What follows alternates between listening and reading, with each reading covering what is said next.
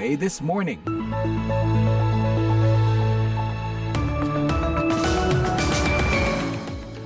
Halo, good morning, selamat pagi, selamat berjumpa lagi dalam siaran VOA This Morning edisi Kamis 11 Juli 2024. Siaran ini dipancarkan langsung dari Studio 17 VOA di pusat kota Washington DC. Saya Leonard Triyono dan kali ini saya didampingi oleh produser Bani Rahayu dan teknisi kami James Cook, a very good friend of mine for a long time.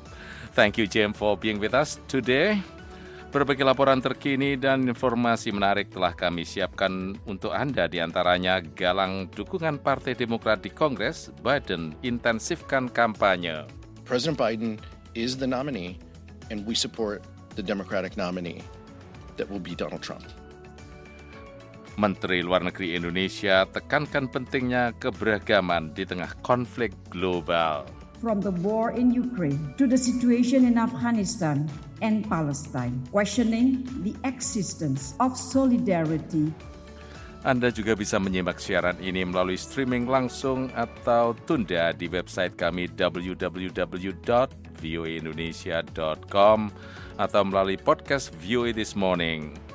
Pendengar kita, segera awali dengan berita dunia pagi ini. Para kepala negara anggota NATO berkumpul pada hari Rabu di Washington DC untuk menghadiri sesi kerja puncak dalam upaya meningkatkan dukungan aliansi itu untuk Ukraina dan juga untuk pertahanan di wilayah NATO serta pencegahan serangan dari luar. Pembicaraan tersebut telah berlangsung selama berbulan-bulan di tingkat yang lebih rendah, termasuk pada pertemuan para menteri luar negeri NATO sebelumnya tahun ini, namun kini terserah pada para kepala negara untuk mencapai kesepakatan akhir. Jadwal hari Rabu ini ditutup dengan acara sosial ketika Presiden Amerika Joe Biden menjadi tuan rumah jamuan makan malam di Gedung Putih ketika NATO menghadapi ujian terbesar dalam 75 tahun sejarahnya. Biden pada hari Selasa menyampaikan alasan yang kuat untuk perdamaian melalui kekuatan. It's good that we're stronger than ever because this moment in history calls for our collective strength. Bagus bahwa kita menjadi lebih kuat dari sebelumnya, kata Biden ketika berbicara pada awal pertemuan puncak 3 hari tersebut. Karena momen dalam sejarah ini memerlukan kekuatan kolektif kita, tambahnya. Presiden Ukraina Volodymyr Zelensky bertemu dengan para pemimpin Senat di Capitol Hill pada Rabu, sehari setelah dia mendesak warga Amerika agar tidak menunggu sampai November untuk mengambil tindakan guna mengusir serangan Rusia terhadap negaranya. Menjelang pertemuan tersebut, Presiden Zelensky menganugerahkan bintang jasa Order of Merit kelas 1 kepada pemimpin mayoritas Senat Chuck Schumer dan pemimpin minoritas Senat Mitch McConnell. Zelensky yang berada di Washington DC untuk menghadiri KTT NATO akan mengadakan pertemuan terpisah dengan Presiden Amerika Joe Biden pada hari Kamis.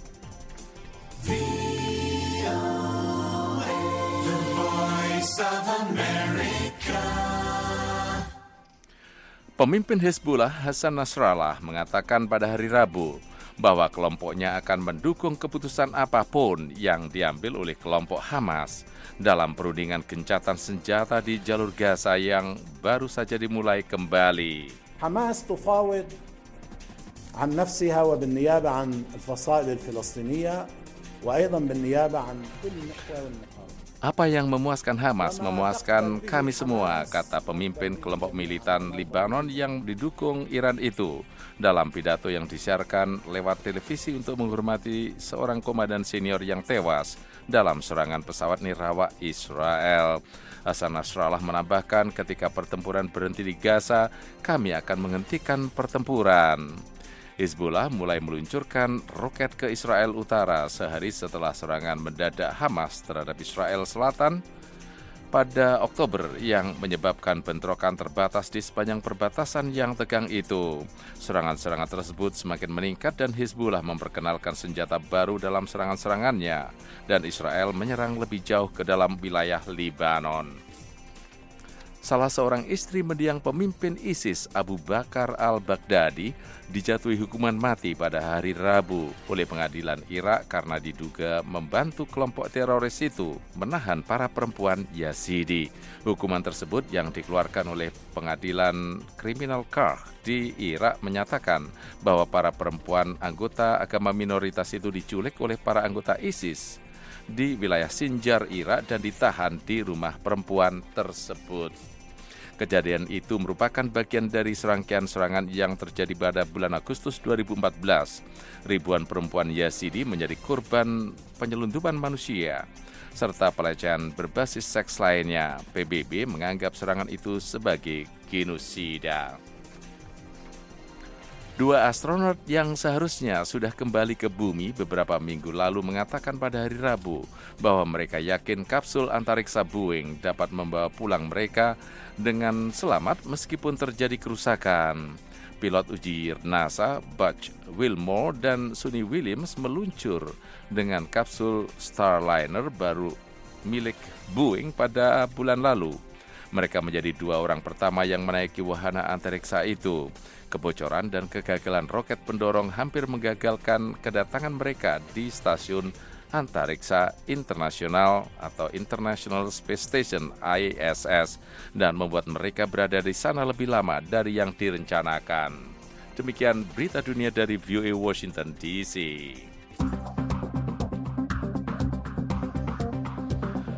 Pendengar, Presiden Amerika Joe Biden dan Sekretaris Jenderal NATO Jens Stoltenberg resmi membuka KTT NATO di Washington DC hari Rabu.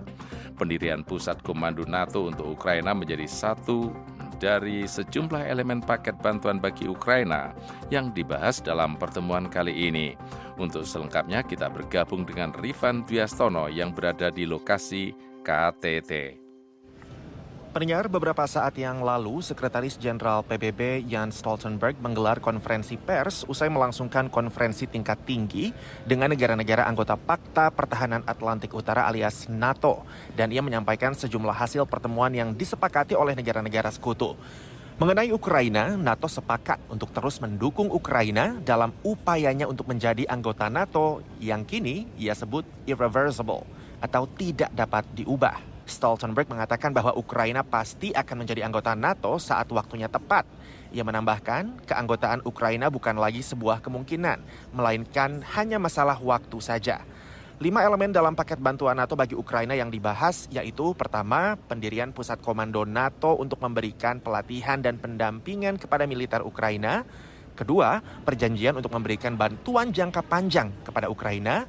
Ketiga, pengiriman bantuan militer langsung seperti pengiriman sistem pertahanan udara dan pesawat jet tempur F-16 dari Amerika dan beberapa negara anggota NATO lainnya. Keempat, perjanjian keamanan bilateral yang disepakati masing-masing negara anggota dengan Ukraina. Dan terakhir, yang kelima, interoperabilitas yang lebih baik. Paket bantuan itu disebut mantan Perdana Menteri Norwegia itu dapat mempercepat keanggotaan Ukraina di NATO.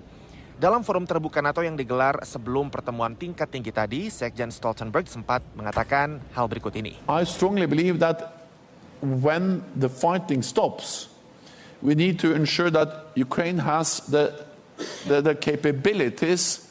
Stoltenberg menyatakan bahwa saya sangat yakin bahwa ketika pertempuran berhenti, kita harus memastikan bahwa Ukraina mempunyai kemampuan untuk menangkal agresi yang akan datang dari Rusia.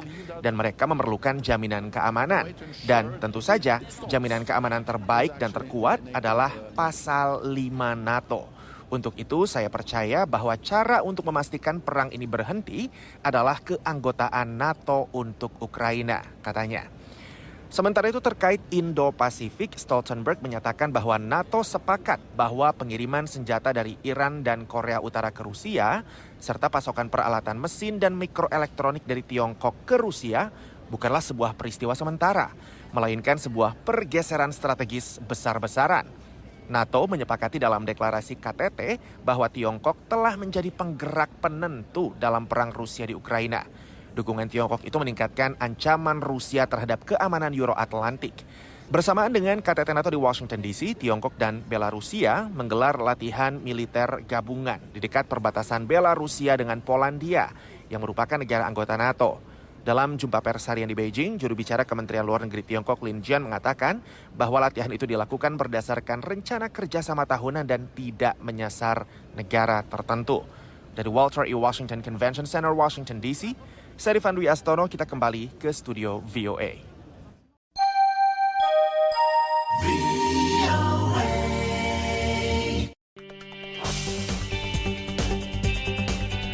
Para anggota Kongres Amerika kembali ke ibu kota pekan ini, yang pertama sejak penampilan Presiden Joe Biden yang mengecewakan dalam debat presiden menantang kandidat calon presiden Partai Republik, Donald Trump, akhir Juni lalu. Wartawan VOA di Capitol Hill, Catherine Gibson, melaporkan munculnya seruan bagi Biden untuk mundur dari pertarungan capres. Laporannya disampaikan oleh Eva Masrieva. Making sure that we continue to strengthen our healthcare system, making sure that we're able to make every single solitary person. Pendengar, Presiden Amerika Joe Biden sedang menghadapi pertanyaan-pertanyaan dari dalam partainya sendiri pekan ini saat para anggota Kongres kembali ke Washington DC. Mereka khawatir penampilan Biden yang buruk dalam debat presiden akan menggerus peluangnya untuk mengalahkan Donald Trump dalam pemilu November nanti. Anggota Partai Demokrat di DPR, Mike Quigley, mengatakan, ia harus mundur karena ia tidak mungkin menang. Mike adalah salah satu dari segelintir anggota DPR dan Senat dari Partai Demokrat yang secara terbuka menyatakan keprihatinannya bahwa Biden tidak cukup sehat untuk menjabat selama 4 tahun lagi. Namun mayoritas anggota Partai Demokrat masih memberikan dukungan mereka, seperti Peter Giller dari negara bagian California. President Biden is the nominee. Presiden Biden adalah calonnya dan kami mendukung calon presiden yang akan mengalahkan Donald Trump. Itu fakta. Gedung Putih mengatakan penampilan Biden dalam debat capres itu merupakan kesalahan langkah yang bersifat sementara. He had a bad night. We've talked about it. Ia mengalami malam yang buruk, ujar Karine Jean-Pierre, juru bicara Gedung Putih. Kita semua membicarakan hal itu. Ia memahami keprihatinan orang-orang. Kami telah berada di luar sana sebagaimana yang telah kami lakukan pada bulan-bulan sebelumnya. Dan Anda dapat melihat dari keterlibatannya setiap hari di lapangan, tambahnya. Sementara Casey Burgett, analis yang juga direktur program legislatif di Universitas George Washington, mengatakan pada VOA, Biden seharusnya tidak hanya berupaya meraih dukungan anggota Partai Demokrat di Kongres. Biden harus mendengar keprihatinan mereka ini. Ia harus jujur mengungkapkan bahwa ia punya kekurangan dan rencananya untuk mengatasi hal tersebut. Selain itu, ia juga punya masalah komunikasi dengan para pemilih di TPS-TPS. Tidak masalah jika anggota-anggota Partai Demokrat kecewa dengan kandidat mereka sendiri, karena yang menjadi masalah adalah jika para pemilih tidak melihat Biden sebagai pilihan yang layak. Beberapa petinggi Partai Republik pada hari Selasa mengatakan pejabat-pejabat pemerintah Biden seharusnya mempertimbangkan untuk menggunakan amandemen konstitusi yang memungkinkan wakil presiden menyingkirkan seorang presiden yang tidak mampu menjabat. Ketua Konferensi Partai Republik di DPR, Ellis Stefanik, mengatakan, tidak ada keraguan lagi bahwa Joe Biden tidak mampu menjadi panglima kami, ujar Ellis. Gedung Putih, Partai Demokrat di DPR yang berhaluan kiri dan media-media arus utama berada dalam kekacauan total karena mereka sebenarnya tahu persis. Ini benar, tambah Ellis. Akan tetapi dengan dukungan tak tergoyahkan pemimpin mayoritas Senat Chuck Schumer pada Biden, kecil kemungkinan akan ada skenario untuk menggantikan Biden dengan wakil presiden Kamala Harris. As I've said before, I'm with Joe. Partai Demokrat baru akan menunjuk secara resmi calon presiden mereka dalam konvensi partai di Chicago pada 19 hingga 22 Agustus mendatang. Demikian laporan tim VOA. Pendengar, Menteri Luar Negeri Indonesia Retno Marsudi menekankan keberagaman dalam segi apapun harus terus digaungkan di tingkat global untuk menciptakan perdamaian. Reporter VOA Gita Intan melaporkan dari Jakarta. Menlu Retno menyampaikan pesan tersebut ketika membuka International Conference on Cross-Cultural Religious Literacy yang diselenggarakan oleh Kementerian Luar Negeri dan Institut Laimena di Jakarta, Rabu 10 Juli. Menlu mengatakan sampai detik ini, perdamaian merupakan suatu hal mendesak yang harus dicapai dan masih sulit untuk diwujudkan karena lanskap global yang kompleks. From the war in Ukraine to the situation in Afghanistan and Palestine, questioning the existence of solidarity and humanity. In Gaza alone, more than 37,000 people killed. Most of them are women and children. All atrocities must be stopped. Guna menyelesaikan berbagai konflik terbuka ini, kata Retno, dibutuhkan kesediaan pihak-pihak yang bertikai untuk terlibat dalam sebuah dialog yang konstruktif. Sebenarnya, kata Retno, berbagai konflik yang ada tidak terkait erat dengan agama, namun seringkali elemen agama dihadirkan sehingga meningkatkan ketegangan. This is why Indonesia actively works with the international community for 3 agendas. Agenda pertama, jelas Retno, adalah memperkuat toleransi. Retno menegaskan, tanpa adanya toleransi, maka polarisasi sosial akan terus meningkat dan bahkan bisa menimbulkan konflik terbuka. Agenda kedua menurut Retno adalah mempromosikan inklusivitas. Ia menyatakan bahwa keyakinan yang beragam ini haruslah dilihat sebagai aset advokasi bagi perdamaian dunia. Agenda ketiga dan yang tidak kalah pentingnya, kata Retno, adalah membina kolaborasi lintas agama.